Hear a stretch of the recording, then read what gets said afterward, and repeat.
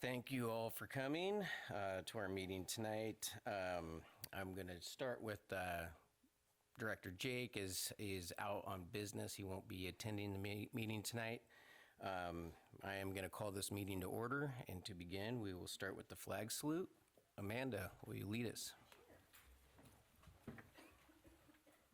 I pledge allegiance to the flag of the United States of America and to the republic for which it stands, one nation, under God, indivisible, with liberty and justice for all.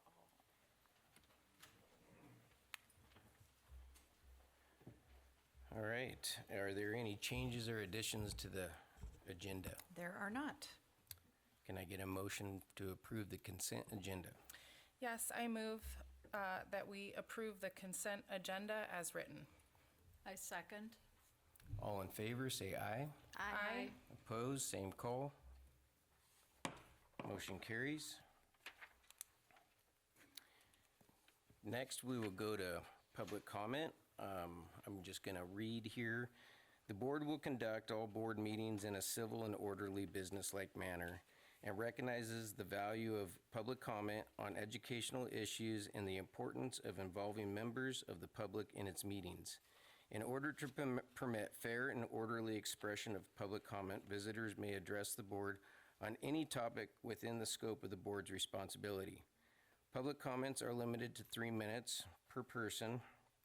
When called forward, individuals will identify themselves and any affiliation to the district and proceed to make comments within the time limit. Speakers may offer objective criticism of district operations and programs, but the board will not hear any complaints concerning specific district personnel. The board does not respond to questions or challenges made during the public comment period and will refer to concerns to the appropriate district staff. The board requires the same standard of civility that the board imposes on itself. Thank you. And with that, Our first speaker tonight will be Charlotte Barnes.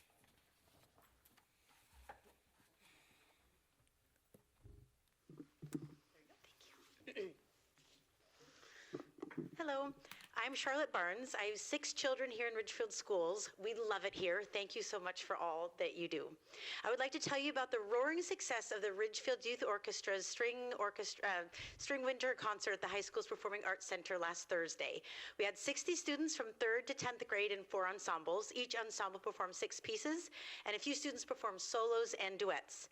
There were over 250 attendees, including family members, friends, teachers, and principals. Here are some photographs. This is our beginning ensembles here. Union Ridge and Southridge both have one with about 23 kids in each, and they performed from memory Twinkle Twinkle, Hot Cross Buns, Chicken on a Fence Post, some other great ones. This is our intermediate ensemble. This is about 5th and 6th graders who've been learning for about a year, and this is their first time performing ever in ensembles.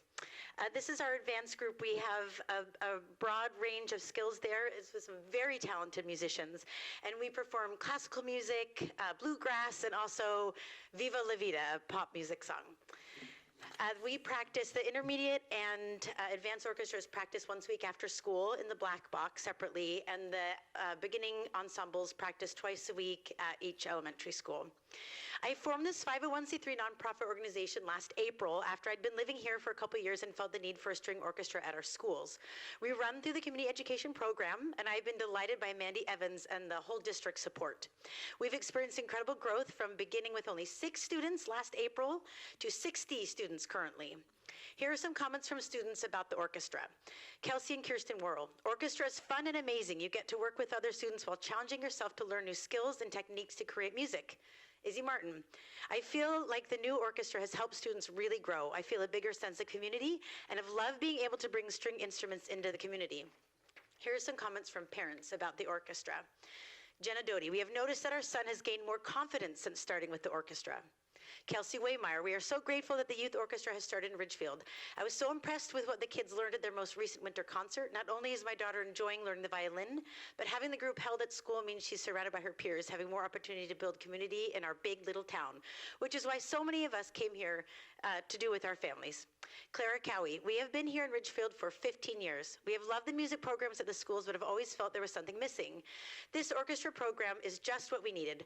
My daughter loves playing her violin and coming home to teach it to the rest of us. In the short time she has participated in this orchestra thus far, she has developed skills in discipline and focus as well as mental well-being.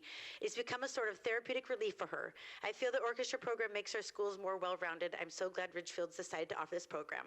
Board members and all Ridgefield School District administrators, I formed this orchestra as a gift to our community and to the students at our schools. I hope that when people ask if Ridgefield has a string orchestra, you can proudly say yes.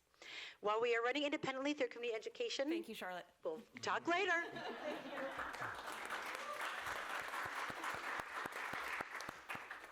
Sarah Dreger.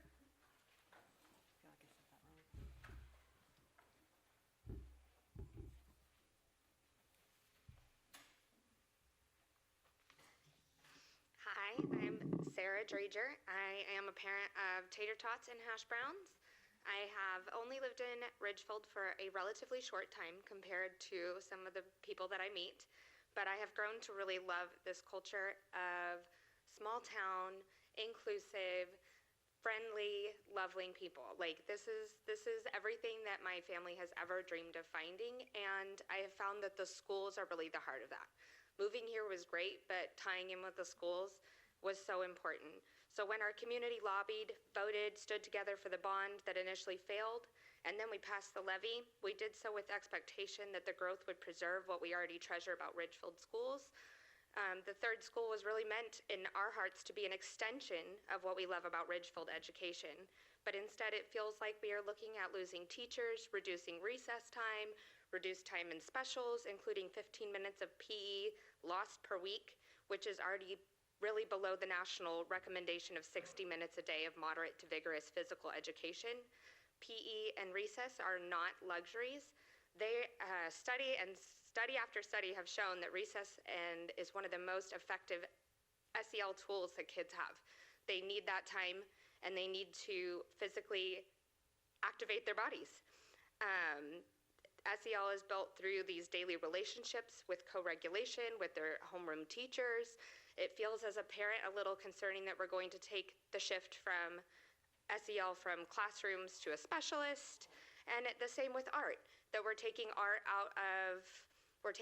minutes of art a week out and giving it to a homeroom teacher while saying that that same homeroom teacher cannot teach SEL. So it's like they're teaching art but not SEL, and a lot of it has felt like to us that there's just this lack of inclusivity with parents and children and the staff being able to come together and voice their opinions and talk back about this. My kids are really concerned about their loss of art time, about their loss of specials. And another small thing that they have lost is walking field trips this year.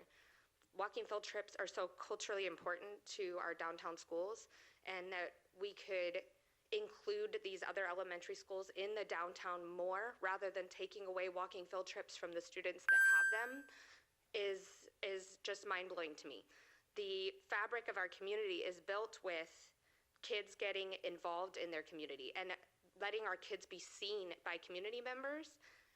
The garden club, our students carol downtown, they go to the library, and the fact that they can't choose to do all of those things this year is really detrimental to the fabric of this community. So thank you. Thank you. Thank you.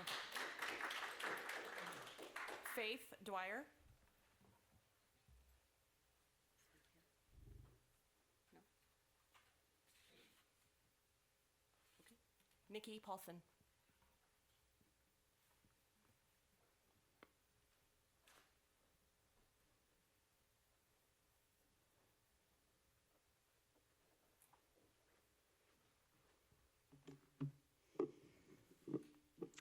My name is Nikki Paulson, and I am a parent to 2 kids in the Ridgefield School District.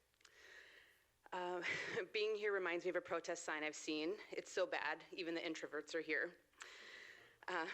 As someone who has worked behind the scenes in professional theater for over 20 years, on Broadway, opera, ballet, and other productions, I can tell you firsthand how vital early exposure to the arts is for young people. Watching and hearing the responses at student matinees is delightful, exciting, and inspiring. I grew up in a town of 2,500 people in rural Wisconsin, where, like many of the children in our community, my first and only exposure to the arts was in public school. I had incredible teachers, like we have here in Ridgefield, who inspired me to dream big, and I'm so grateful for them. In the proposal for next year, the plot is lost. A kid's job is to play. Unstructured, lengthy playtime at recess is vital to cognitive development and for kids to learn how to communicate and cooperate with each other. Art teaches innovation, problem solving, and thinking outside the box. Exercise and music are proven to reduce anxiety. Kids are meant to dream, create, dance, run, sing, and move their bodies. They aren't tiny computers to shove full of facts without proper frequent breaks. Cutting back on the things that make us human is not the way. I already thought there wasn't enough recess time, arts, and movement in our schools. I hope that you take this input and go back to the drawing board on the cuts to recess, the arts, music, and PE for the 2026-27 school year. Thank you. Thank you. That's all. That's it. Okay. With that, we are moving on to the superintendent's report. Okay, thank you.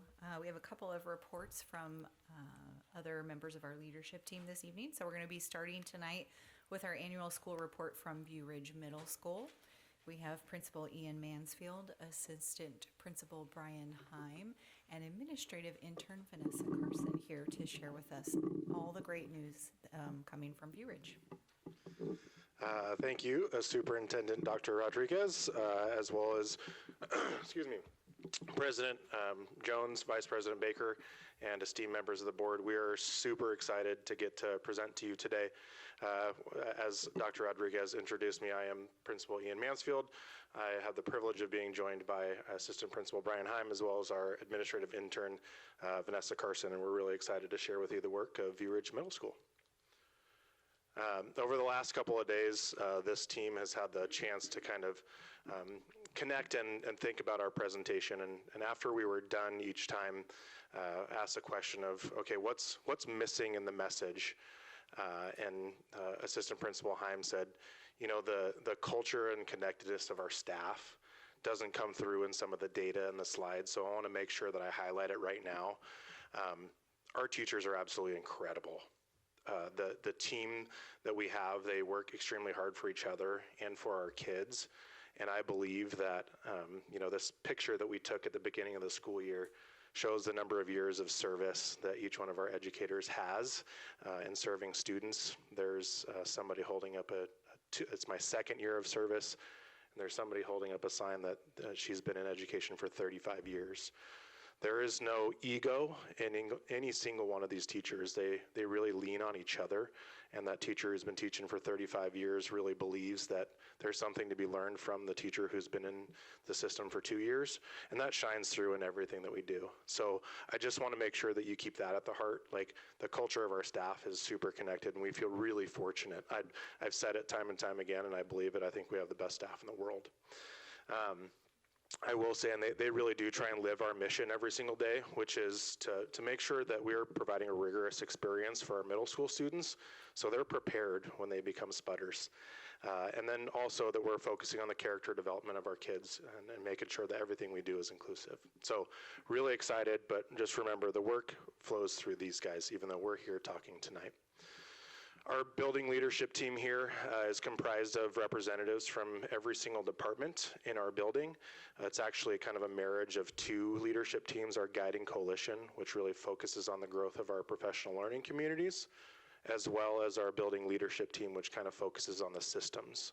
So these guys do a really deep dive and reflection of our school improvement plan, But the reality is that our building leadership team is every single person that is a part of the Heron community. All of our teachers have an investment in and believe that they are responsible for the growth of the goals of our kids. So when we say our leadership team, that's everybody at View Ridge Middle School.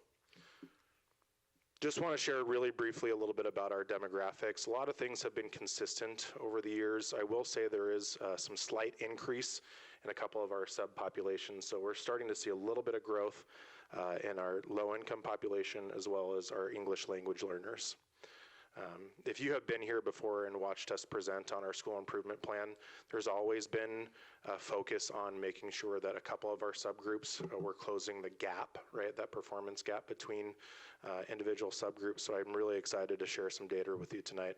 Assistant Principal Heim will get to share that data with you in the closing of some of those gaps. As we present tonight, I really want to make sure that the message is clear. Everything we do falls in these three buckets.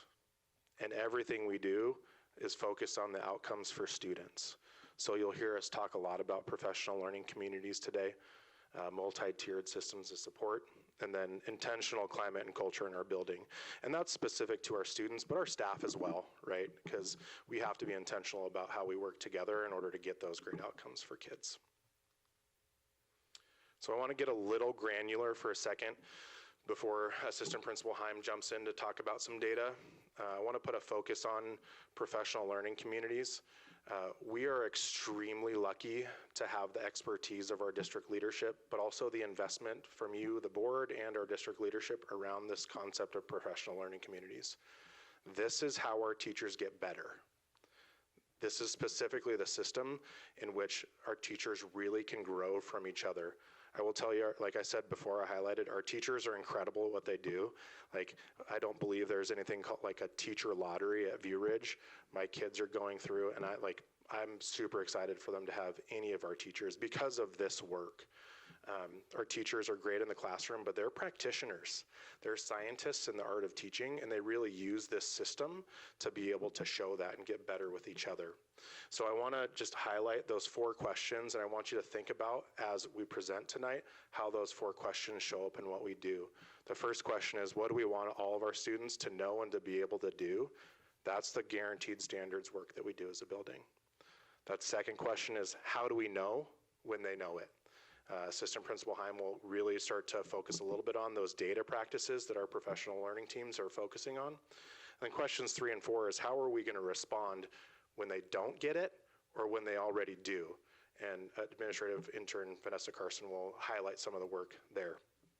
And I want to give you a 30-second lesson on multi-tiered systems of support, because that's how we respond. So Tier 1 is what we do for every single kid.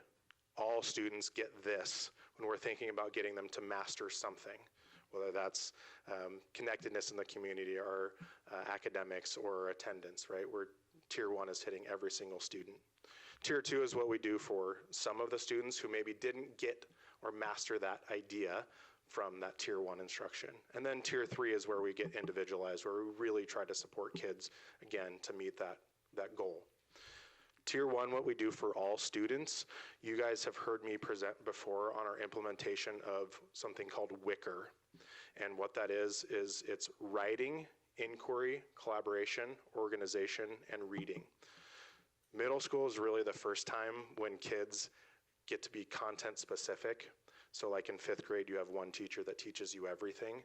In 6th, 7th, and 8th grade now, you're going into 6 classes with 6 different teachers who might teach in 6 different ways, which is fantastic because you're learning specific content. However, it can be challenging sometimes when you don't have consistent routines across classrooms. So we do some work as a building to try and collaborate and be consistent upon those routines. So when kids are in classrooms, they don't have to worry about how to learn, right? How to write, how to ask questions, how to collaborate, how to stay organized, and how to read. They get to focus on the what to learn. So you'll hear in some of our goal specifics the highlights of WICR, and those are the strategies that we're focusing on to increase growth with our students, our student outcomes. So now that I've given you some of that base, I want you to think about, really, it's 2 things. 1, intentionality around data, and then 2, systems, so we're consistently responding to student needs. So now I'm going to pass it over to Assistant Principal Brian Heim, who's going to highlight some data for us.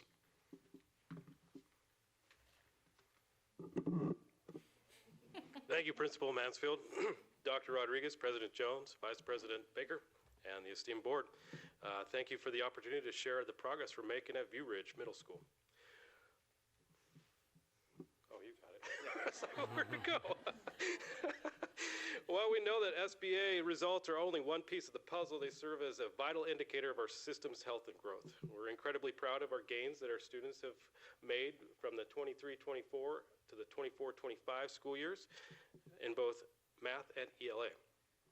Our growth in math is a particular point of pride. Administrative intern Carson will dive deeper into these numbers shortly, but I want to highlight that we saw a jump in scores, a level of growth that we haven't seen in a very long time. Traditionally, data suggests a typical decline in scores between 7th and 8th grade. However, last year we bucked that trend and nearly grew 5% in the transition. Beyond the tireless efforts of our staff and students, we attribute this success to three key factors. The first one being the collaborative work of our PLTs. The second, the adoption of EdGEM's math curriculum. And the third, hiring the right people. We believe that with the right tools and the right people, this growth is only just the beginning. Okay, want to highlight the specific growth we're seeing with our focal subgroups. For the last 3 years, every goal in our school improvement plan has been intentionally designed to close the achievement gaps with these students. And looking at the data, the results are encouraging. While View Ridge saw an overall growth of 1.5% in ELA, every subpopulation listed here exceeded that average, which is a clear indicator that we're closing that gap. It's always exciting to share these percentages, but we must ground ourselves in what these numbers actually represent. They're not just statistics, they're kids. And these kids have worked their tails off to gain the skills that they need to feel successful. And the targeted supports they have allowed them to make significant gains. We see similar trend in math. View Ridge saw tremendous horizontal growth from our cohorts, and nearly every subgroup outperformed that mark as well, with the exception of our students served in special education. And that area remains a top priority and a focal point for our support. Okay, what you see here is an example of our TACA form, which stands for Team Analysis of Common Assessments. Every Wednesday, our teachers meet in the professional learning communities, or teams, to dive into the data from their common formative assessments. They don't just look at scores, they discuss specific instructional strategies and work through the 5 key questions listed on the side of the data sheet. These 5 questions on the TACA PLT form are the foundation of data-driven instruction. We recognize that this process requires a high level of vulnerability from our educators. It's not always easy to look at data with your team, especially raw data, but that transparency is exactly what we need to push forward and create positive change. By grounding their conversations in these questions, our teachers are able to adjust their instructional practices in real time to meet the needs of every student. And just in case you can't read those questions, they're very specific as to what instructional practices we're looking at, how well they work, and what we can discard and make more efficient in the classroom. So starting with question number 1, what instructional strategies cause the best results? Number 2 is what instructional strategies do we need to discontinue? Number 3, what learning targets does their team need to improve? And how will we make those changes? Number 4, how do these data show we are on track to meet the SMART goal? Why or why not? And number 5, how many students need extra time and support? That brings us up to our SIP goal number 1, our English Language Arts. In June of 2026, VRMS will increase overall ELA proficiency from 54 to 61% or greater. At View Ridge, our primary focus is boosting comprehension within informational text. Our leadership team recognizes that it isn't just language arts skill, it is a foundational ability that spans every subject we teach. By mastering this, we believe we will see significant lift in reading scores across the entire board. If you look at our scores, we started off at 49% proficient in the fall and are 59% proficient in the spring. And those are our iReady scores that are very parallel to our ESPA or SBAC scores as well. So we're expecting to meet our goal of 61% or higher, hopefully. To achieve this, we're prioritizing reading across the curriculum. Our guiding coalition has adopted a research-based AVID Wicker framework, writing, inquiry, collaboration, organization, and reading. Specifically, we're driving success in every classroom through 2 high-leverage strategies: focused interactive note-taking using Cornell Notes. It's a system to help students process what they're learning and what they're reading and retain information. And then we're also implementing critical reading strategies. We're equipping students with the tools to dive deeper into complex texts, ensuring that they're not just scanning the text, but understanding what they're reading. I really, truly do believe that this is going to create great growth in the next couple years as we fully implement it to fidelity. And we're excited to see what kind of changes are going to come about. I'd now like to turn the presentation over to our admin intern, Vanessa Carson, and she'll walk you through our math goals. All right, thank you, Assistant Principal Heim. Dr. Rodriguez, Board President Joan, and Vice President Baker, and esteemed members of the board, thank you for the opportunity to share about our processes in growth and math at VRMS. So you can see our SIP goal number 2 states that by June of 2026, VRMS will increase overall math proficiency from 48 to 60%. As a leadership team, we talked about 2 areas of focus to help us support this. So for 7th grade, we picked numbers and operations, and for 8th grade, we picked linear equations. These 2 areas were chosen when we disaggregated data from SBA results and identified that focusing here would help to increase the overall growth the most, both at grade level and as a through line as students continue their math journey. So you can see our iReady data up there for this year. We passed at a 34% proficiency rate in fall and 49% proficiency rate for spring. Now there's 3 exciting trends that is hidden in this data. So first, when we compare it to last year, you can see that we increased from 31 to 34% in fall and 41 to 49% in spring. The second thing that's exciting is when we look at those key focus areas. So for the 7th graders, they tested at a 43% proficiency rate in the fall, and they were up to a 56% proficiency rate this spring, so increasing by 13%. When we look at linear functions for 8th grade, they tested at a 35% proficiency rate in the fall and got all the way up to 53% proficiency rate this spring, growing by 18%. The last exciting trend in here is that when we take the SBAs in May, we have seen over the past 5 years about a 5 to 8% growth from the iReady scores. So this might not get us to our lofty goal of 60%, but we're hopeful that with targeted interventions over the next 8 weeks, we might just get there. Okay, so Assistant Principal Heim showed earlier the TACA form, and this is the bottom half of that. That's focusing on questions 3 and questions 4 of what do we do if a student doesn't know it, and what do we do if a student already does know it. So the math department uses common formative assessments. We give about 2 to 3 a week, and then we take that and we analyze that data in our PLTs. We then will strategically place students in our Heron times based on if they need interventions or extensions. So you can see on the bottom half of the screen there, the school data is split up by the types of sessions for our Heron time, and then the sessions by department. So interventions make up 34% of our sessions by type, and then the math department is the biggest department in those interventions. Part of that is because we've implemented a Tier 2, Tier 3 intervention this year that aims to meet twice a week during Heron time. We do have non-math teachers that are taking some of those sessions, helping us with those numbers of intervention. Next year, we're hoping to increase the impact of these math interventions. So we're revamping our Tier 3 class into a module-based class that will meet during Heron time. The goal is for it to run about 7 weeks and be based on foundational areas that our students show the most need in.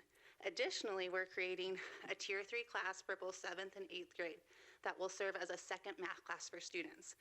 This class is being designed to complement and extend the EdGEMS curriculum that teachers are already feeling success with. And now back to Principal Mansfield. just want to take a second to recognize our interventionist, Kiki Hodges, as well as our administrative intern, Vanessa Carson, who have put an incredible amount of work into increasing the supports for our Tier 2 and Tier 3 students in math. And we really are starting to see the fruits of that labor already, and I just think it's going to continue to get better. So a huge shout out to them. You know, it's always the work of a team, but these two are really pushing hard to train people in our building as well as their team to continue to push that work forward. So our last school improvement goal is really focused around increasing a sense of belonging for our middle school students. I think we all are not naive to the fact that middle school can be hard, and we really want to focus on the growth and connectedness of our kids within our community. Ridgefield's a super special place, and I really want to make sure that we focus on making sure that that happens as well in 6th, 7th, and 8th grade, like it does in our community. We believe that our goal is focused on attendance, right? That's one way that we're measuring the effectiveness of this goal. But we believe if you feel like you belong, you're going to be at school. And we're doing that systematically through some implementation of Character Strong. So the big difference, you know, that we put in systematically from last year to this year is something called advisory. Last year, we'd be working on that character development maybe once a week with our middle school students. Our building leadership team identified over the course of a couple months that we really need to find some consistency with that messaging. So we added 20 minutes to Monday, Tuesday, Thursday, and Friday in first period with something called advisory. So it's that kind of homeroom landing base where there's a teacher who is assigned to be a champion for their first period kids throughout the entirety of the course of the year. We break down those 4 days. You can see that on the screen. I don't need to dive into the specifics, but it's really about doing Character Strong to fidelity and then making sure that we're continuing to find that connectedness with kids. Now, I can sit here and I can tell you all day long about how we believe that it's working, but really I'd like you to hear that from the kids. So we have a little video in our next slide where it's some of our 8th graders from one advisory class. Mind you, we have 29. One advisory class that is kind of talking to you about their experiences and the difference between last year and this year. I want to ground ourselves in data, right? Our goal was that 80% of our students were attending at a rate of 90% or better. Right now, our data suggests we're at 78.8%. Now, I will be honest, typically that number dips a little bit after spring break, but then rises again as we finish the school year strong. So without further ado, a little bit of voice from our kids. Character strong. Character strong. Character strong. Character strong. Character strong. A type of emotional learning, but it's another one that's like mental, physical well-being, and social, yeah. And the social one, it helped me learn to connect with people better. It helped me learn what others are feeling a lot better and helped me realize a lot of other things about people, like not just how they're feeling, but like, oh wait, that person really likes reading. I like reading too. I can start talking about books with that person. Character strong made me feel connected to my peers because it like really showed how much people can open up with each other and like be comfortable, and it helped us like understand more about our community and like each other and how to treat each other. Being Character Strong 4 days a week for advisory has helped me connect with my peers a lot better than last year because I felt a lot more connected with talking about like certain topics and having more of like a tight click with my entire classroom. Character strong made me feel closer to my peers because we got to talk about lessons and topics that mostly everybody would relate to, and I feel like the 4 days made me feel closer to like my classmates and peers because it was more of like regularly than just once a week, and the once a week thing, it just made me not feel as close to them because you know you just only see them like once. But then when we did the advisory 4 days a week, it made me feel much more closer, much more connected, and made a lot more friends than I used to have. Advisory. Of advisory. And advisory. Of advisory. Advisory I just appreciate, all you guys are doing great in advisory. It's just fun to see like everyone just talking together and being really like comfortable and a family. And I think really the coolest thing is seeing you guys outside of our class. Like we had 8th graders talking to 7th graders. We had different cliques talking to different people. Like it was not like separated. It was just, hey, people are looking out for each other and just being part of a community, which is huge here at View Ridge. So it's always nice to hear a little bit from kids. I will tell you, there's some of the voice here are from some of our kids that maybe didn't feel super connected. And really, again, I don't think it's been life-changing, but it's been something that like they really have felt has been impactful for them. So we're really excited about the trajectory we're going on with Character Strong implementation at View Ridge. So that was a community circle to end the video of just one of our classes. I feel like if we would have spent time gathering some video from other classes, we probably could have had some pretty impactful things that were said. So I just want to highlight a few last things as we come to a close here. I think we're super proud of the work we've done at View Ridge Middle School, but I'm also really proud of the work that's happening in Ridgefield.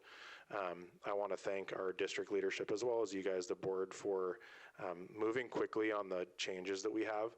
Like we're super lucky. I know people know that we're fortunate to be growing as a district, but this idea that we're moving to a middle school of 6 through 8 next year, while we will mourn the loss of our peers from Sunset Ridge Intermediate because they've done incredible work. We've had the opportunity for the last couple months to know who our staff is going to be, and that's early.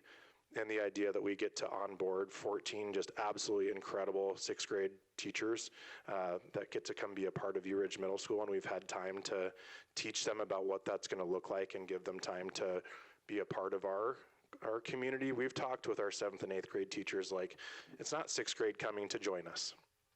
We're in New View Ridge, and we've really had time through our team times and then the professional development days that are built into our calendars to make that come to life. We've also had the opportunity to add 5 new staff members. I couldn't be more excited to bring on Assistant Principal Lindsay McQuiston from the high school. We now have what I think is the most well-rounded administrative team where Assistant Principal Brian Heim gets to tell us and prepare us about how our kids, where they come from, and then our Assistant Principal Lindsay McQuiston will get to support us in understanding where they're going. So we're super excited to have her join. We also had the opportunity to bring on a full-time librarian, which shows just the consistent investment in literacy throughout the district. So we're super excited to bring those folks on. And then just, small anecdote, like we're super excited that we get to serve all of our kids in the building next year. I have a feeling the portables aren't going to go away just because who knows, we might continue to grow.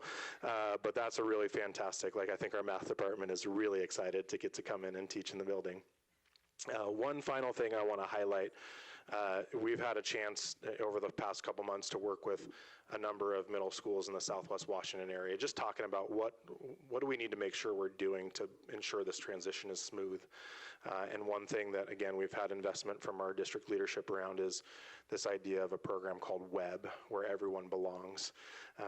It is part of the Boomerang Project, and they've been running for 30 plus years. And really, it's a student-to-student mentorship program.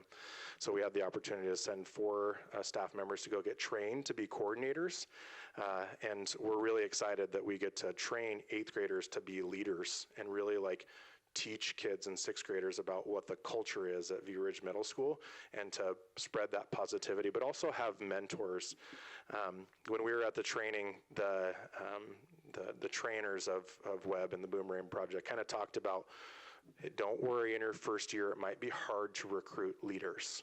Right after that, you'll build the legacy because people will go through it and they'll get excited about wanting to be leaders in the building. So our goal was to get 2 mentors for every 8 kids.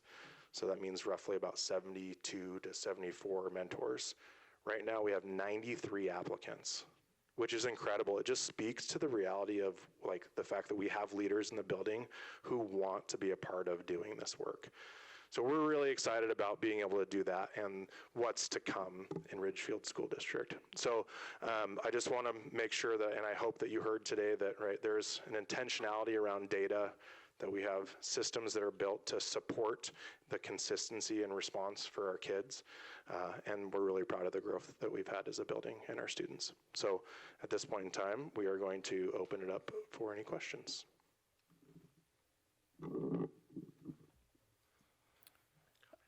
I've got a question. So this is, the first time we'll ever see a 6-8 middle school. Is there any challenges that you guys see going into that, since it's going to be, kind of groundbreaking for us, incorporating that? Like, for instance, like sports. Does the sixth grade, can they participate, or can you talk that through to me? Yeah. I think I'd be naive to say that we're never going to have any challenge. But I think that again, the time we've had to prepare, I think we're going to be in a great position. I've had plenty, actually all of my experience comes from 6-8, so this concept of 6 through 8 is not new, I think, to anyone. And again, we get to bring on some incredible teachers, so the experience of kids, no, I think we're ready for that. Sports, that is super exciting. I think the more that kids are involved in any activity, Charlotte Barnes was presenting today on our youth orchestra. Anytime there's an extracurricular opportunity for kids, I think it connects them more to the community. So we really want to push for more athletic participation in sixth grade. But the challenge really becomes, who do we get to play? Right, and not a lot of our teams in our league currently have a lot of sixth grade sports. So, I think that's the goal. I don't think there's any formalized plans yet, but I know our athletic director, Brendan Shipley, and our executive leadership of the district office, we're going to work through and hope that we move towards getting more sixth graders to participate. My guess is we'd probably see it in like track, cross-country, wrestling, where the competition is a little bit more individualized, right? The team sports don't exist in Southwest Washington for sixth grade, like basketball, football, soccer, that kind of stuff. Thank you. Yep.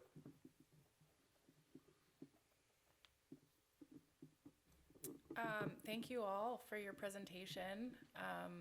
I think I'm the one board member that currently has a Heron student in the house, so I feel like I get to hear lots of great things about what you're doing. But thank you for the leadership that you demonstrate with that school community. I just had a question on some of the data that you shared on one of the earlier slides.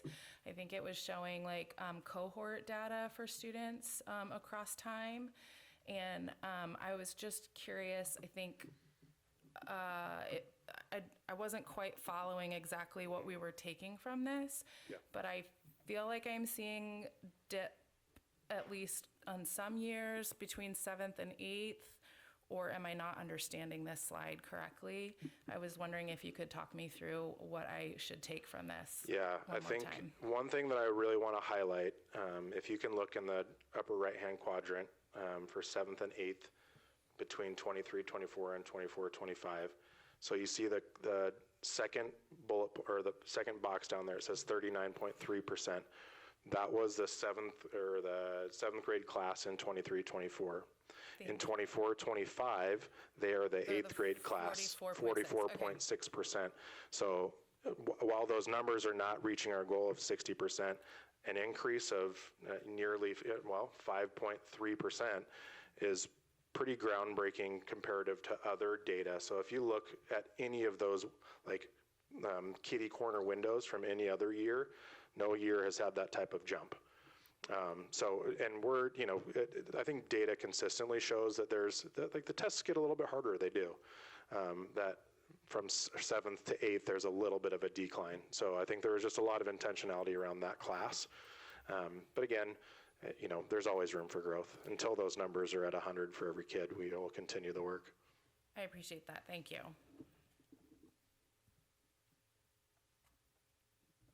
That was actually my question too, so thank you for asking that. Yep. And thank you for your presentation. It's really nice to see what we have to look forward to for those of us with kiddos in Sunset that are moving on to View Ridge. I guess I'll just add my thanks for your presentation, the time it took to put all these numbers together, and the intentionality behind all of it. I look forward to seeing these numbers as the years go by. I'm sure they'll just get better and better and better. It really speaks to the leadership, who then guide the teachers, who then help our students, teach our students. So, thank you all. Thank you. I will just add one more thing. When I was at the board directors conference in November, I went to a session on PLTs, and part of that conversation was on equitable grading practices. And education is not my professional background, but it was really cool to hear what I have experienced and seen happening, presented in the conference. So I just want to say again, the big picture, sort of, this is how to do education well, to be able to see that as a board member and then also experience that happening on the daily with my own student is really cool to see. So I just want to say again, I at least am seeing the work that you all are doing in my one sample, my N equals one, but which I know is not statistically significant in any sense, but Sure. Just wanted to say thank you for that, and also to the teachers that you're working with for demonstrating how to support students to really feel like they can succeed. So I'm seeing that in practice, so thank you very much. Thank you. Are you continuing the middle school graduation? Promotion, yes. Promotion. Yes, Promotion. we will Okay. continue to celebrate our kids and their excitement to become spudders. That is a part of tradition that we will continue as long as we have the chance. Well, I've heard nothing but awesome feedback from that. So what you're doing is awesome, and I haven't been to one yet, so I'm going to see my first promotion this year. We'll save you a seat. All right, thank you. All right, thank you guys. Just want to say thank you. You guys can sit down, you're fine, because Paula's going to come up next, but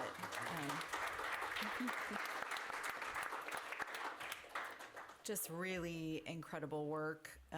Really appreciate Principal Mansfield, you and your team just really being on the cutting edge of the work that we're doing as a system, and I'm so excited about the math. I know for folks that this isn't their vocation, they're probably 5%. Oh, great, 5%. But last year was the first year we had new math materials. You'll recall we've talked about the importance of having high quality instructional materials for staff to be able to utilize with students. It was also, this was our first year, I believe we had Kiki Hodges in an instructional coaching and intervention role, providing some of those tier 3 supports for students. And Ms. Carson, who joined our faculty last year, I know some of you have heard about what an amazing math instructor she is as well. So we're just really blessed to have a rock star math team and great leadership really driving over at our middle school. So thank you, View Ridge team. Okay, up next is our monthly financial report with Executive Director of Business Services, Paula McCoy. Yes. Whoa, that's high. I am not that tall. Well, thank you for the opportunity to present again. I am super happy because this is an exciting month, and I'll talk about all the fun things that are going on. So this month of March, we actually opened enrollment for the new school year, which is exciting.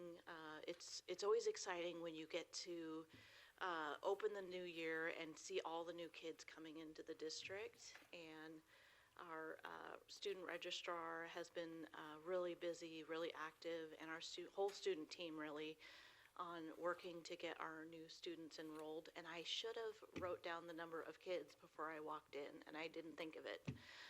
But I can next month have that information for you. But real excited. We've got folks excited to enroll in the new elementary school. Lots of families that are excited. Really just fresh to see the new building opening up, which is really exciting for the district. Some other really great news, and I'm going to actually give a little bit of kudos to a department that does not get enough recognition. this month of March, every March we go out and submit really a ton of information to the state through what's called the safety net process. For a refresher, school districts receive funding from the state that helps fund our special education program at the district. And in past presentations, we've showed the board just how much that funding is and how much the true costs of providing those services to our students cost. And the school districts have the opportunity to apply for what's called safety net, which helps districts bridge the gap between the funding that the state actually provides and then the actual costs of providing those services. And that process is really cumbersome and involves a lot of data, a lot of gathering of information, a lot of cross checks, a lot of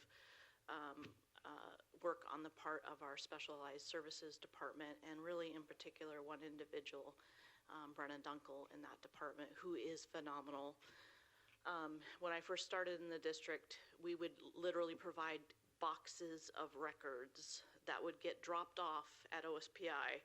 Now they've upgraded to a portal that we upload those records to. But this process allows us to apply for funding. And because of our size of our program this year and the amount of students that are eligible for additional support, we actually qualified for a lot more funding than we anticipated, which is great news for Ridgefield. We budgeted for about $600,000 in funding through this program. Our eligibility upon our initial submission was about $1.3 million. So that's considerable for Ridgefield. Now that is not anywhere near what we need to actually bridge the gap, but it is at least helping us to fund the deficit. As a reminder from our budget presentation, our initial budget had about a $2.2 million deficit of special ed. So this is gonna knock about, and that included the $600,000 that we projected as reimbursement for safety net. So this is going to shrink that down by about $700,000, if that makes sense. And then with safety net, there's a couple checks that they do in their process. So we just submitted for that funding. In June, they'll do an initial check and give us our, hopefully our award, our potential award. And then in August, we get our final notification and award, official award letter to let us know officially this is how much you get. But that is changing our financial outlook in the positive for this year, assuming we actually are eligible for all of that, if nothing else changes between now and the end of the year. So that's really positive, and again, I want to recognize the work that our special education program does, or did certainly to help provide the resources for that. With that said, on the expenditure side of the budget, there hasn't been a ton of changes throughout the last couple months on the expense side of the budget, so we're still kind of managing where we've been from month to month. As we get into some of the other components, though, I will give you some updates on what's happened in the last couple months and where expenses are trending. Enrollment, this is looking at enrollment for the past 5 years for the month of March. March enrollment compared to February, we are down a little bit, and that's reflected in one of the board reports that's in the financial update. But our average, as we saw on the last slide, we're down. We've been averaging down roughly 90 FTE from the start of the year. So we've maintained that average. Going into our revenue trend, this will look different next month when I update it for the month of March. But through February, our revenues have been coming in pretty close, except for state revenue, which is that dip, causing that dip in revenue. With the updated information for March, we should be pretty close, within about $400,000 safety net is really helping us to bridge the difference between that 90 FTE and what we projected for our overall state revenues. So we're going to be about within $400,000-ish of our revenue forecast for the budget, which is pretty good. Looking at the expenditures, for the month of February, we're down from budget. We made some headway on payroll expenses. February was a high payroll month. We had high utilization of substitutes across the district. Some of that is just our leave program. We have a lot of folks out on leave right now, and I don't see that changing for the month of March so much, but that is attributing to the higher payroll in the month of February. We also had a lot of postseason pay, which is causing that to be a little bit higher. And then we did get all of our vacancies filled in the month of February. So February, for the most part, is, with the exception of the sub-cost, a regular kind of pay month for us as a district. Looking at our fund balance projection, we're down a little bit from the prior month, but otherwise we're kind of following that normal trajectory that we typically follow for the year.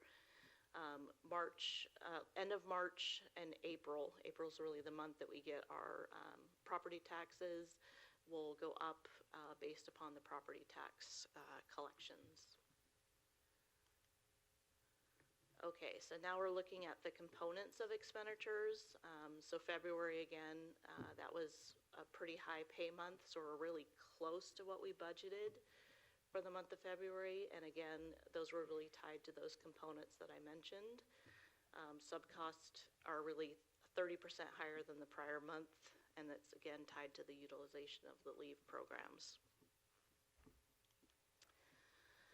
Looking at our supply and materials expenditures for the district, what is driving the budget on these items? We've got a couple components that are higher dollar amounts. Some of it is technology purchases, one of which is before the board this evening. We've actually deferred some of those purchases, and there's intentionality behind that. The district is refreshing its technology purchase program and updating all of that, revisiting our life cycles. And so as we develop and finalize those, we're developing those and actually doing our purchases in the spirit of following those purchase plans moving forward. And that's to assist us as we budget future technology purchases. We'll be following that asset replacement schedule, if that makes sense. And so last month, we brought to the board the Chromebook purchases. The invoice for those will be a future, most likely next month, you'll see the invoice in the financial report, or the payment in the April report. This month, we'll be doing the teacher devices as part of the board approval. And then there'll be a future board action on the peripheral devices, if there's any printers or other devices that need to be approved. And then curriculum is the other big purchase. Those typically happen a little bit later in the year. So those will impact this projection as those get approved at later dates. All right, so capital projects, this is our quick update on the elementary financing. So I do have a little bit of exciting news. We finally got our first state match remittance. It was a little, but it was something. We got about $4,000, so we got our first eligibility, so that's good.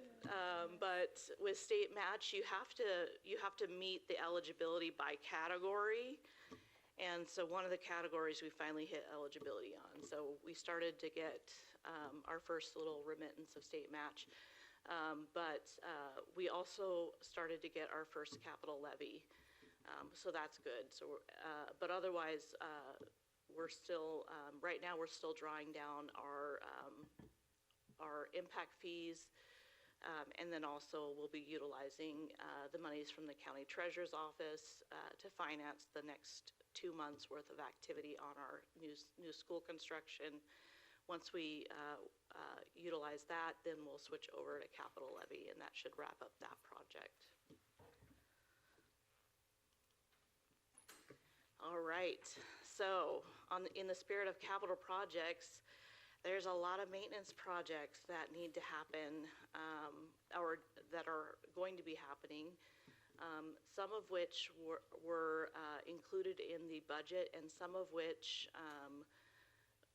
were, when we get into the tennis courts and the parking lot striping, were projects that were work that needed to happen due to deferred maintenance. So we will be planning on doing some additional maintenance projects over the summer. Tennis courts, we need to be able to use our tennis courts for our teams, and so there's work that has to happen on those in order for us to continue to have tennis. So that is kind of a necessity to be able to do that. And that estimate is about $80,000.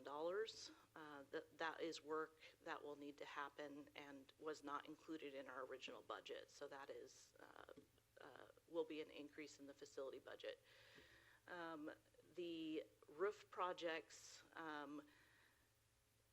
this was something that we covered last year in our when we had the presentation about the condition and assessment of the roofs at the high school. We had intended at some point to come back to the board and get the second phase of the high school addressed. This is part of our capital levy. So this project right now, we're trying to get a quote to figure out how much it's going to cost to do that. I believe it's part of the gym, and then there's, and I'm going to get it wrong, Jenny, is it what was that? The weights room. Those are the two sections that are remaining at the high school. We're going to try to see if we can get that done over the summer so that we can complete that building. There should be sufficient money in the capital levy to do that and wrap up the new school and get those done. That was a priority project because of the condition of the roof itself. It's kind of immediate that we need to do that. Some other projects that came up as we were getting ready to open the new school and doing our technology purchases, we learned that our new phones, our phone system could not work. We couldn't get additional, I'm going to use the wrong word, Mike. Is it ports or? Yeah, so we found out we had to get a new phone system. So that is another project that will be happening over summer. And that, the net cost of that, we're able to get a savings by the vendor that we're looking at is going to waive in the initial install costs. And so the net impact for year one is about $40,000. Fortunately, most of the phones that we own, or I should say about half of the phones we own, they're compatible with the new system.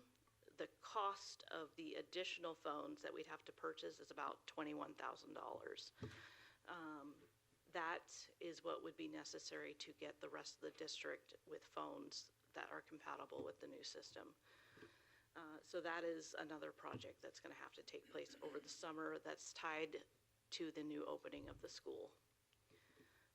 And that is kind of a summary of the other projects that are happening that are going to impact the budget. I'm just going to add a Yes. couple things. On the high school roof replacement, it still leaves the 100 building. Yes. So we've talked about the 100 building before. It would be another probably $1 million or more project to replace that roof. That building is well past its useful life. So in the interest of fiscal stewardship, we're holding off because our hope and our plan will be to bring some sort of a project plan to replace that building at the high school in the near term. Certainly not in the next year or two as we finish out the projects that our community has already approved. However, that is the one roof that will be still not replaced at the high school. And then you'll recall also that the Southridge Elementary Building A, the original building out there, also built in the 60s, also needs a roof, but it was not yet at a failure point. Our hope is to do that project in summer of '27. We will really be using funds ahead of the capital levy proceeds that will come in that 27-28 school year. So we have some ability to do some interfund loan transfers or work with the Clark County Treasurer's Office again. And so all of those decisions will come to the board at a later date, but I just wanted you to keep in mind we still have some additional roofs after these two. The tennis courts, good for everyone in the community to be aware. So those will not be available from the time that school gets out for about 4 weeks because it takes some time to do the resurfacing project. So if you are an avid tennis player, you're going to need to find a new court from June 15th to July 15th. Also, one of the just added bonuses of resurfacing those courts at this time is that we will be able to add pickleball lines to all 6 courts. And we know there is a high degree of interest in our community for community use of pickleball courts. So we're excited to be able to make that change just as part of this necessary maintenance. The stadium, we're going to be replacing all of the bleachers and removing them from the student section over the summer. So excited to have that done. And then the parking lot striping, you'll notice in some of our parking lots is just incredibly faded with all the wet weather that we get. So we have some work we need to do there just to make sure that it is safe for motor vehicles and for pedestrians. And then we are working on a potential additional update out at Southridge Playground, so more information to come soon. The district phones, I know people may be asking, well, why are we having to replace the phones? The company that makes the phones that we have right now is going out of business. So we would have found ourselves in this position in the next year or two anyway, as the equipment becomes defunct. So we're making the jump now because with the opening of the new building, we obviously need phone lines. And the silver lining of this is that we're going with a Zoom phone system. So all of our staff, I believe, or a good portion of our staff will get Zoom licenses. So congratulations, administrators and secretaries, you get Zoom licenses. So that's happening. And the last one I just want to give just a quick update is around the move. So in addition to moving staff and materials, curriculum, et cetera, to the new building, we also have a number of internal building moves. So you heard Principal Mansfield talk about, we're so excited not to be in the portables next year. That means someone has to move all of the things that are in the portables into their classrooms in the building. So we did put out an RFP, I'm always like RFQ, request for proposals. We had 5 different companies actually that took a site walk with district staff last Friday before, a week and a half ago. And so we're just waiting for those. That will be closing at the end of this month, and then we'll be selecting the winning bid to handle all of our internal and external moves this summer. So as you can see, lots of TBDs because we're waiting on cost quotes for a lot of these projects. Back to you, Paula. Yes. Can I ask a quick question too? Yes.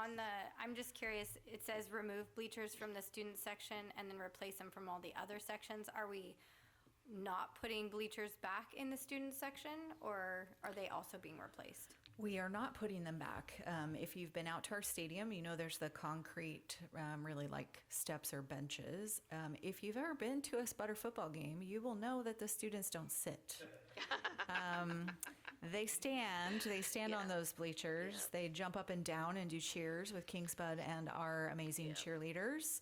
So from a safety perspective, we thought we might save some ankles by just not replacing those. They get dented, broken, all kinds of things from teenagers jumping up and down on them. So we're going to just remove them. Our maintenance team is able to do that project themselves and basically ensure that there's no, they'll remove all the bolts, take care of anything that's sharp, make sure that it's a smooth surface.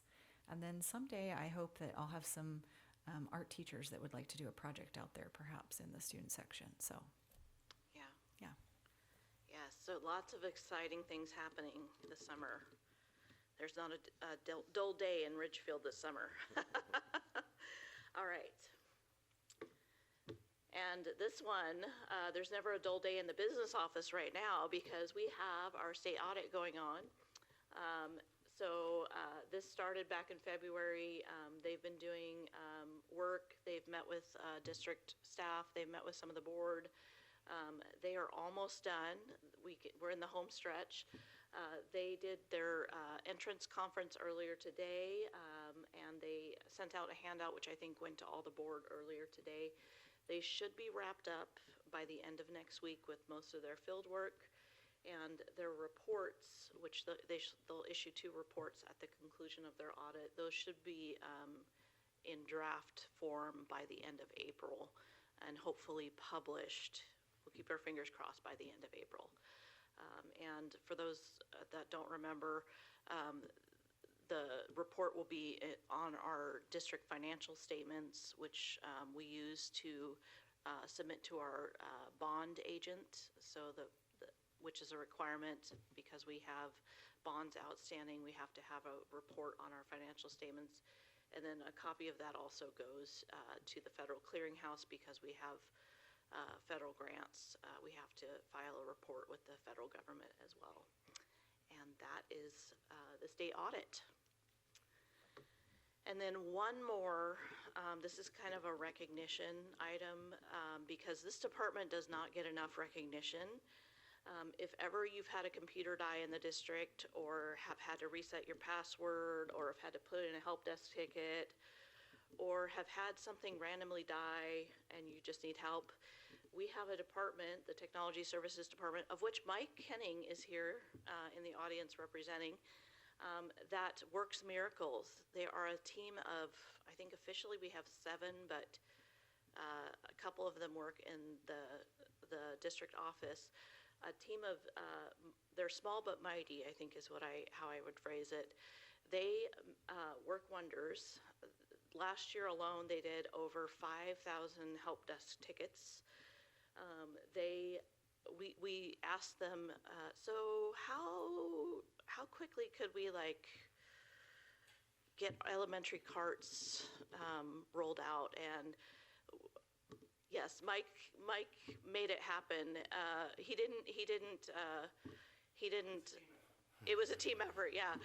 But they take any feat and they do it with such a positive attitude. Like we gave them probably, I don't know how many weeks notice, but they just whipped it. It felt like they just whipped it out, but I'm sure it was like an insurmountable feat.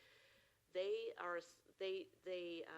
manage over 1,200 or over 4,300 Chromebooks, staff devices for over 460 staff, and there's 7 people in the district.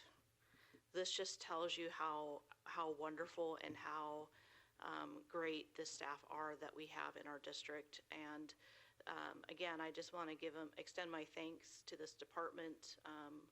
I wish we had more people here. Usually Tyler's in the audience. Tyler is an employee that we recognized earlier this month. Tyler works with the staff in the Technology Services Department. He does our software support. Mike Kenning is our manager. Mike supervises and has the opportunity to work with every single person in this department. And again, I just want to extend my thanks, Mike, to you and your staff, and also to let the board know just how truly wonderful this group of people are in the district.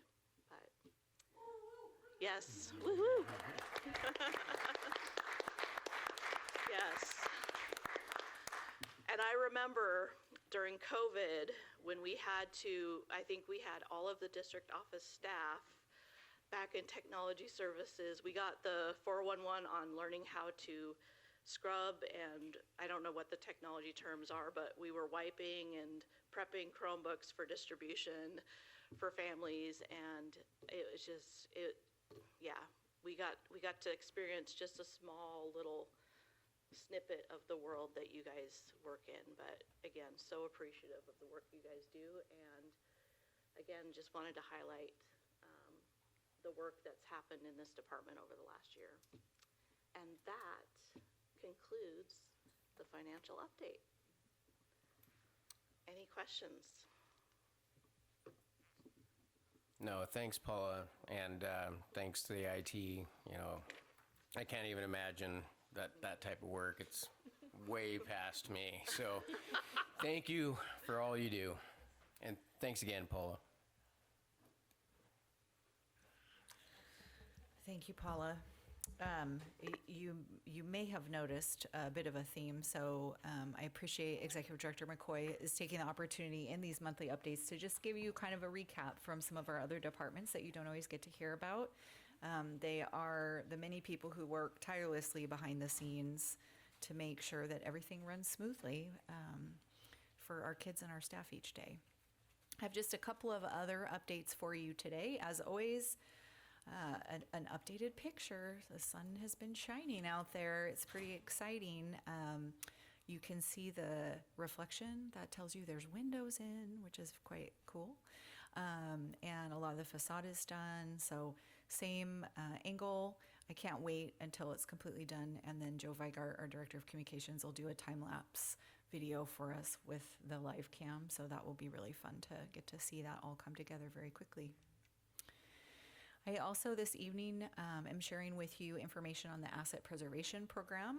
OSPI requires annual reporting of the condition of eligible school facilities within our district. A Certified Building Condition Assessment, or BCA, is due every 6 years. You'll recall we completed one of those last year in order to apply for the School Construction Assistance Program, or the matching money that Paula was talking about. Facilities constructed prior to 2014 are not required in the app annual report, and portable classrooms, by their nature of not being permanent, are also excluded from app reporting requirements. That said, of course, we as a district are monitoring the condition of all of our facilities through our internal maintenance and capital planning processes. So even though we don't have to include them in the report, we do have our own internal tracking system to keep a look at all of our assets. Evaluation is really on the physical condition of the building systems and the components. There are basically 5 major assemblies: substructure, shell, interior services, and furnishings. Within each of those, there are sub-assemblies and components, and every individual item is scored on this 5-point scale from excellent down to unsatisfactory. They're given a numeric value. They are combined together to produce a final building condition score, which is always reported on a 100-point scale. So this is our report card, if you will, for our facilities. So substantially same condition as reported last school year with that certified assessment. There's really no significant changes to facility condition classifications over the last year. I thought this might be a helpful just recap for you, and as we go forward, when you see this data each year, we'll be able to just continue to track it for you. You can see that Union Ridge and South Ridge, the newer campuses, which were accepted by the board back in 2015, so it's officially been a decade, they're still in the 90s, which is great. The Sunset View campus, which actually was built later, is a little bit lower score, and I'll talk about why. And then the Sunset View covered play, because that was installed as a different project, gets its own score. So some areas of concern and the reason why every building isn't at 100%. Union Ridge Building B, we have lighting issues. We have talked briefly before, but we have lights that were installed in a number of places throughout the district that there have just been many issues with. We can no longer even purchase the fixtures. So our team does a great job of playing like, which one do we really need? And then we take a light from where it's working and put it to where we need it to work. So at some point that will also come to you as a deferred maintenance project.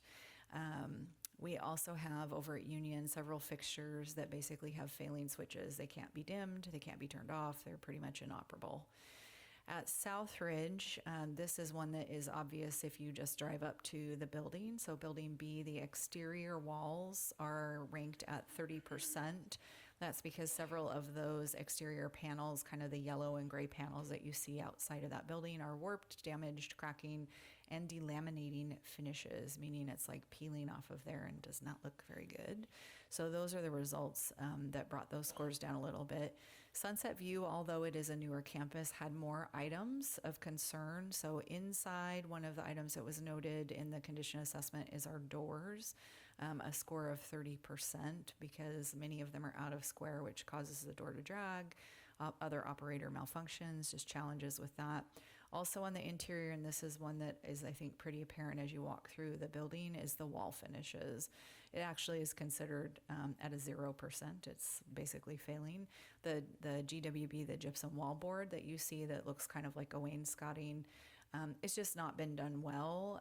It's damaged, it's gouged. So even, for example, when I visit like the principal's offices, that's not a place where kids are running into the wall and banging their backpacks.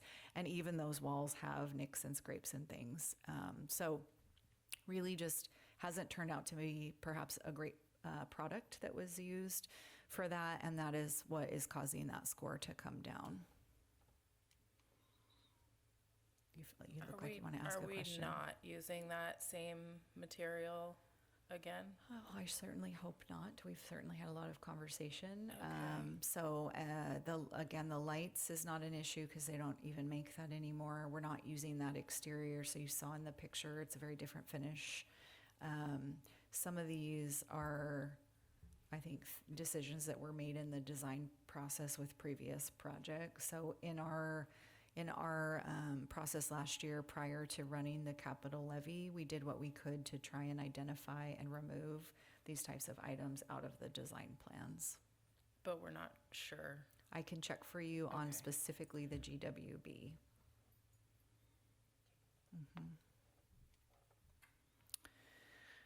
A little bit happier topic. So our Superintendent Student Advisory Council had our second session yesterday. We have 16 student team members. You have the breakdown by grade level there.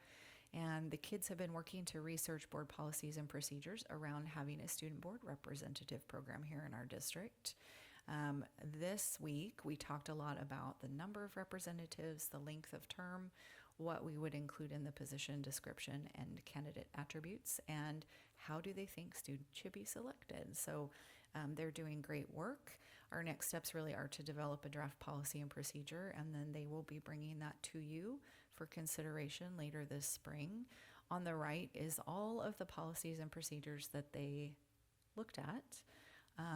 And here's some pictures of what they found as they reviewed all of those this week. So what they liked, what they didn't like, what was interesting to them, different components, everything from a single paragraph to 5-6 pages of a procedure. So they're hard at work here in the library, which always graciously hosts me when I go to hang out with the kids.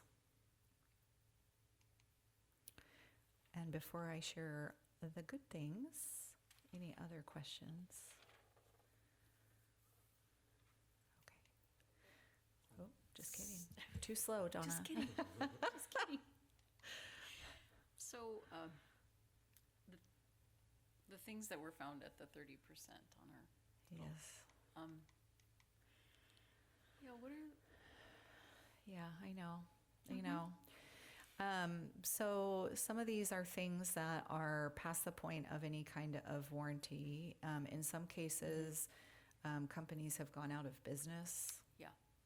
And when that happens, we don't really have any recourse. There's no one to go after to correct or fix it because they've gone out of business because it was a faulty product. Right. And in some of these cases, that's what the situation is. So, over time, we will be financially, we'll be finding money somewhere to fix. The lights is a project that will be a sooner rather than later. We got some initial quotes last year, but we've held off in favor of other things that have been more pressing. Right. But at some point in the next, I would say probably a couple of years, you'll see us take care of the lighting issue. Okay. The panels at Southridge, our maintenance team has tried a variety of measures already. We were able to get some additional panels, try to cut things down. The issue is really with the system that's designed with how they fit into the building. And so as you are screwing them in or taking them out, they crack, they chip, the corners come off. So that is one that is probably never really going to be fixed. Okay. Because it would require redoing the exterior of the building. Too expensive. Yeah. And then at Sunset View with the doors, we'll do what we can with our internal crew. The wall finishes are the wall finishes. So I know, you know, it is not what matters. Honestly, I'll tell you, like, great instruction you heard here tonight, all the good things that are happening. But it's not great when you walk through and you notice kind of all the dings in the wall and the height of where they put that wall board should have really gone up higher, because you have to think about the size of the kids and where do the backpacks hit at what level. So I think these are things that in future design projects would certainly be things that we would take into consideration moving forward. Are the doors being out of square, are the doors still able to be open and closed? Yes, and locked. Okay. Yes. And locked. Okay. Yep, That that's was- a high priority, is ensuring we can lock down in the event of an emergency. So we always make sure that they can be fully closed, that the locking mechanisms work. But like the operator malfunctions is like sometimes it kind of catches, or your key is seems a little off, or you know, those types of things. So it is more of a I think probably frustration for staff than anything else. Okay, thank you. It's also a wear and tear. When your doors aren't square, they wear and tear in ways that you don't want them to. So, And there's no real great way to fix a door that's out of square. you're way outside my lane of knowledge, but I know they're like steel framed, so I think it's probably some effort to fix that. Yeah, I would think so. Yeah. Okay. Thank you. Okay, you're welcome. Just here to bring you the information. All right, so some good things. And usually my labor partner is here, but my other labor partner is here. So thank you for being here, Liz. But tonight I am shouting out my Ridgefield Classified Association fellow leaders. They're so adorable in this picture. So we started our bargain between RCA and the district. So really excited. Just like last year, working with REA, it's been a really positive, collaborative, productive process with all of our labor agreements. There just was a lot of cleanup to be done, a lot of like bringing clarity, not just for the district, but for staff too. The RCA agreement in particular is pretty short. We've negotiated about 10 MOUs since I arrived here, because I'm a firm believer in when we find it, we fix it. We don't wait the 3 years to do that. So, you know, there's just some language that was honestly missing. And so it has been wonderful working with Ashley Taylor. Their president, Jody Harris, came on kind of middle of last year as their new vice president. And then the gentleman on the right is Jed Rivera, who is a Ridgefield parent. I hope I can say that. And is our UNISERV rep for RCA. So he knows our community, and I really appreciate about that about Jed, is that his kids go here, and so he also has a vested interest in us having a successful collaboration. And then Luke LeCount, our Executive Director of Employee Services, and myself. And then we have Josh Halliday, who is our legal counsel, so he sits at the table as well. So again, a small but mighty team, but it's been really great so far. Everybody came super prepared, which anyone who knows Ashley Taylor will know, like that woman's got a binder and tabs and color coding for everything. So she was ready to roll, and we had 2 great days last week, and then we have 2 more days scheduled next week, and then a number of days following spring break. So everyone is feeling very hopeful that we're gonna really have some great changes to our contract, and that we'll have it wrapped up well before the end of the school year. I also wanted to give some shout outs tonight to some of our staff. So if you see or know any of these lovely ladies, we have just some like amazing people, as you've already heard tonight and as we talk about every time. But I wanted to share a few really special awards. Akara Brewer, who is one of our science teachers, beloved science teacher at RHS, she received the Outstanding Adjunct Award at the University of Portland in the College of Arts and Sciences this year. It's quite a big deal. There's only one of those that they give out each year, so super excited for her, just tickled. Really lovely speech that was given about her at their awards ceremony and just the impact she's had on students at the university level, at the high school level, community level. Super just interesting gal if you ever get a chance to talk with Mrs. Brewer. Coral Yee, who's currently serving as our middle school and high school librarian. If you see Coral, it's usually a blur because she's just running from place to place. So we are quite excited to get to have her full-time at the high school. And then you heard Principal Mansfield talk tonight. We're going to have a full-time librarian at the middle school next year. Janelle Fay, one of our existing teachers, got that job, so just excited. But Coral got the Secondary School Librarian Award from the Washington State Library Association, so super proud of her too. 2 of our elementary teachers have been nominated for the Washington State Teacher of the Year. I don't know if I've ever seen 2 in the same district be nominated in the same year, so it's pretty exciting. So Mrs. Stinson, a 3rd grade teacher from Southridge Elementary, and Kristen Sullins, Miss Sullins, a 2nd grade teacher at Union Ridge Elementary. So really so excited. So we will be rooting for you ladies as they make that final selection process at the state level. And then last but not least, this is Evie Phillips, or at least it is, I think, her self-portrait. And Evie is a 6th grader at Sunset Ridge Intermediate, and her name may sound familiar because she is a frequent winner of our holiday greeting card contest and always submits artwork for anything that we have. She has been nominated as the Bob Ross Most Artistic Kid in America. And the student that wins this, they get $20,000 and they get to go on the, what is the Bob Ross show? The Joy of Painting. So you get to go on the Joy of Painting. So I'm pulling for Evie. So you can vote. Everybody can vote for Evie. It is only for a couple more days. So the link is there and we will get a shout out on our social media in the morning, so you can go and vote for Evie. Every day you get 1 free vote. So get in there. Let's make Evie the most artistic kid in America. Okay, with that, I'll turn it back to the board. Thank you, Dr. Rodriguez. Donna.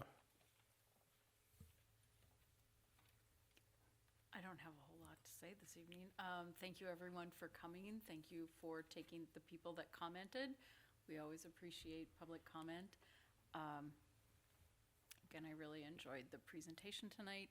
And honestly, I think this is the only place I truly believe in trickle down anything. It starts at the district office and it goes to the leadership at the school and transfers to the teachers who then transfer to our students. So thank you from the top all the way down. Thank you. Amanda. Yes. I just wanted to say thank you to Superintendent Rodriguez for forming the Superintendent's Student Advisory Council. That's probably something I'm personally just most excited about for our district. I think it's so wonderful to have the student voice. I know the city, we have Megan here representing, has kind of done the same thing, and I just think it's so important for a community to be able to listen to your youth and build on that voice and make sure that we're building community with them as well. Kind of in that same vein, we have the Youth Arts Month is winding down, and it has been just jam-packed. I know everybody that's participating is having such a great time. And again, just thank you to so many people in our community who volunteer and give of themselves and their time to make that program so wonderful. I also wanted to just thank the View Ridge team. I really appreciated, I didn't say it when you guys were presenting, and most of them are gone. Oh, they all are gone. But I really liked the way that you guys kind of are creating an environment where I feel like you're using data for growth, and also, like Brené Brown says, the vulnerability is strength. And I really like that you're able to take stuff that maybe doesn't look good on paper and turn it into something as like a growing opportunity. I love that. And allowing that environment where people can make mistakes, where you can grow, and being open to that and not feel like you're getting judged or whatever. I wanted to thank everyone who's been coming to my community chats. I don't currently have one scheduled, but anytime you want to reach out just for coffee or a walk, just let me know and I'll get one on the books eventually. Thanks.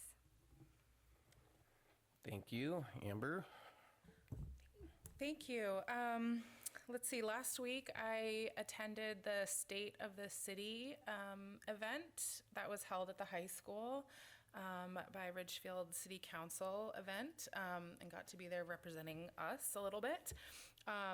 It was really actually quite lovely event to see, and I was I felt very proud at how many young people from our school district were featured and in the evening. So we had an opportunity to hear a little bit about some of the CTE metalworking students who helped to install and create the metal structure at the roundabout as you come into Ridgefield now, the one with the birds on it. That was actually made in partnership with students from Ridgefield High School, which I had heard, but it was very cool. There was a video featuring some amazing students, with one young man with incredible hair. He had a cheetah print on his hair. So whoever you are, kiddo, that was awesome. And I believe a couple of the students are actually now have employment opportunities with the company that they partnered with. So that was very cool to see and hear that partnership being featured. Also wanted to shout out Bridget Taylor, a first grade teacher at Union Ridge, who was a finalist for the Make a Difference Award from the city. And it was great, again, to see one of our educators being acknowledged for all the work that she does in the community. But I felt proud as a board member to be able to see those places that our district was also featured in the city evening. Wanted to just also say, she's not here because she seems like a very busy woman, Charlotte, who came and talked about orchestra. What a cool opportunity that is for our students in our community. And I was not a string instrument player, but I was in youth orchestras as a woodwind player. And it's a really amazing opportunity and a very different kind of musical experience for students and young artists. So just huge thanks to Charlotte for all the energy it must take to run a program with 60 students and growing. So just wanted to say thank you for that. And then lastly, the Where Everyone Belongs program that Principal Mansfield mentioned. I did also just want to add that it has been shared really actively with students in the community at that school, and also highlighting like not everybody who could be in leadership or could be a powerful mentor is necessarily somebody who sees themselves that way. So they've been doing a really great job of letting students know that that opportunity is for every kiddo, even if they maybe hadn't seen themselves as a leader before. So they've done a great job, obviously, of recruiting students to apply. And I think that's just indicative of how they're communicating about what leadership looks like at their school, which I appreciated, because I think that's important for some of us who may not have been student council kids, to also see that there's room for everybody in leadership. So, Thank you. Mine's quick. I sit on the CT advisory panel, and last week we had a meeting. That's a fun panel to be on because different people from different walks of life, like, can from the community come in and give their input on what CTE means on the outside world. And the teachers take that input and incorporate it into their curriculum so that they're helping turn a student when they're done with their 4 years, that they can enter the workforce with skills that are being needed at this time. So just being able to sit in those conversations and hear the different aspects of what the industry's looking for, and then going direct to that teacher that can implement in that class, I think is huge. So it's a fun, exciting panel to sit on, and I appreciate that opportunity.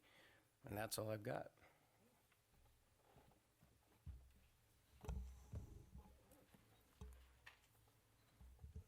So with that, we go to old business. Yep, so we are just continuing our march through all of our board policies and procedures to get us up to date. So we're bringing back for second read revised board policy number 2106, program compliance.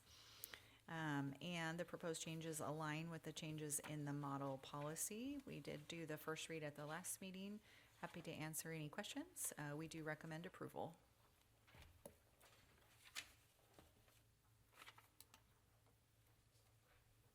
I know I usually do this. I lost my agenda in the pile of awesomeness right here.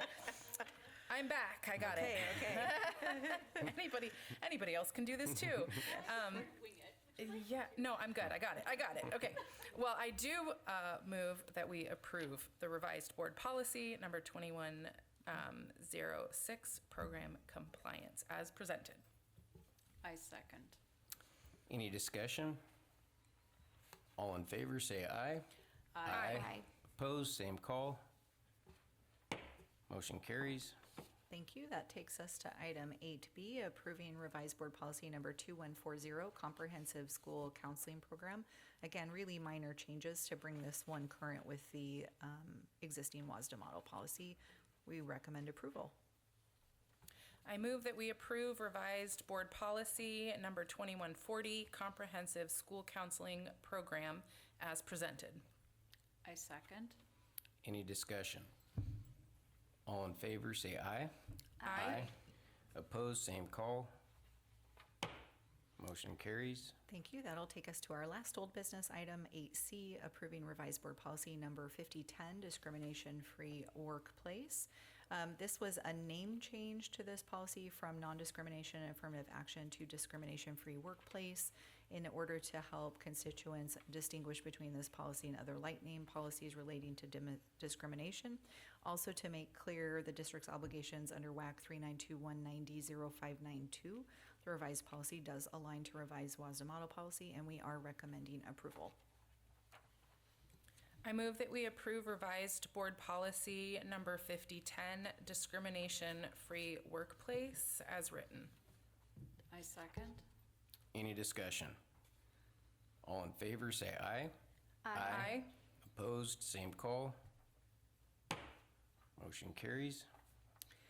And now I bring to you many more policies for revision. So moving on to 9A, this is first read of revised board policy number 5231, length of workday. Again, this is to create some consistency between existing WASDA model policy and also language we have in agreements and in practice here at the district. You have the strike-through version, so you can see what has been updated and changed. No action this evening, but I am happy to answer any questions. Okay, I did have one. Where'd it go? Oh, the last, on page 81, so the last sentence or whatever, maintenance and any other 12-month employee will report for work when schools are closed for inclement weather. Yes, so when we have like a snow delay or even a snow cancellation, our maintenance operations and ground staff still come because we have to clear snow. We have to do snow removal in preparation of being able to return the next day. Okay. Clerical staff, tech staff, administrators, we all report to work and on time if possible. We do have language in our agreements that speaks to the ability for folks to use emergency leave, sick leave, if needed. And also, we have some language in some of our agreements around flex time, where if an employee needs to come in a little later, they can flex and work a little later rather than utilize leave. But we do all show up. Our principals, I always share with them, we have to have at least one administrator at every campus in the event that a child shows up inadvertently. And that happens, right? When we're busy and we have to get off to work and we say, don't forget, here's the timer, walk down the block to school. And so sometimes those things happen. So I feel it's part of our obligation in leadership to make sure that there's an adult at every campus just in the event that someone does show up. We also want to go and check for things like leaks or caving roofs or, anything like that that could occur when we have wild weather as well. Okay. So there's no snow days when you become a principal. It's really, I got to question our life choices. So, No, yeah, like when it's not safe to, obviously, you don't, or you still do, even though it's. you do your very best to get here. This is why everyone knows my big red rig, because I'm coming to work no matter what, so, yeah. Thank you. I'm also not scared of the weather here because I'm from the other side of the state. So, okay, that takes us to item 9B, first read of revised board policy number 6570, property and data management. WASDA recently updated this policy to provide clarity in the language. It does align to the new model policy. Really minor changes. So when you look at the strike through on this, it is literally like one portion of one sentence just to get this one up to date. Happy to answer any questions. Hearing none, I'm moving on to 9C, hearing first read of revised board policy number 6801, capital assets and theft sensitive assets. This one was also recently updated and called out by WASDA as a change. And we wanted to just update this in tandem with the 6570 that I just presented. The changes also align to the WASDA model policy, and you will see, again, there's very little change. It's really just word choice, not so much substantive. The one item that is more of a substantive change is around definition of capital assets, and there's some value changes, so that's gone from 5,000 to 10,000 around that designation. That's really the only substantive change. Happy to answer questions. All right, moving on to item 9D, first read of revised board policy number 6910, construction financing. WASDA also recently updated. We also have been watching for any changes in anything related to construction given our current capital projects. So anytime Danny Taylor sees these come through, we're bringing it to you right away. So this one does have some formatting changes, a little bit of change to some of the content. So you'll definitely want to review this one closely. And we'll bring it back to you at the next board meeting for approval. So I did just want to ask if you could go through, monies is spelled two different ways, and I looked it up, and the IES is the preferred. So if you could just replace the EYS with IES throughout the whole, like just a search and replace. Yep, happy to. Thank you. Proofreader in me is much. No, I love I can it. sleep easy now. Yes. Yeah, happy to take care of that. Okay. Any other questions on that one? All right, moving on to 9E, first read of revised board policy number 6920, construction design. Again, this aligns to the changes in the WASDA model policy. Again, we are just really watching for any changes in these management policies so that we can be on top of it with our current project. This one has really minor changes as well. That takes us to item 9F, first read of revised board policy number 6955, maintenance of facilities records. WASDA updated this to provide some clarity in the language. Again, the proposed changes match. Again, nothing real earth-shattering here, but we do want to be up to date, so we brought that one forward as well. Takes us to item 9G, which is an actual action item for you this evening, if you weren't awake still. Approving the purchase of staff laptops for the 26-27 school year. So, like all things in the ever inflationary world, due to continued escalation of costs and global RAM shortage. Don't ask me what that means, Mike. I'll explain it to you. But basically, it has to do with chips and products that we're having a hard time getting right now. So, we typically would maybe do this purchase a little later in the year, but we are making every effort to save taxpayer dollars. And so we have been watching, and we're at the point where we're like, it's time to make the purchase now before the prices increase, which is anticipated again on April 1st. We do an annual replacement cycle purchase for staff devices. As you heard Director McCoy talk about, we've been overhauling what does that look like, how are we tracking that data to ensure not only that everyone has got devices that are appropriate for the job that they're asked to do, but also so that we know that everything is asset tagged, inventoried, and that we are protecting from loss. The total purchase for this is 105 laptops from Dell Technologies in the amount of $113,520.85. We have our staff devices currently on a 6-year rotation, and when they age out, we don't just toss them. We then check them out to staff that don't need to use a device very often. So for example, our paraeducators, so they have a device that they can check email, submit their timesheets, and those kinds of things. So we use them for as long as we possibly can. We recommend approval of this laptop purchase for the 26-27 school year. I move that we approve the purchase of staff laptops for the 26-27 school year as presented. I second. Any discussion? All in favor, say aye. Aye. Aye.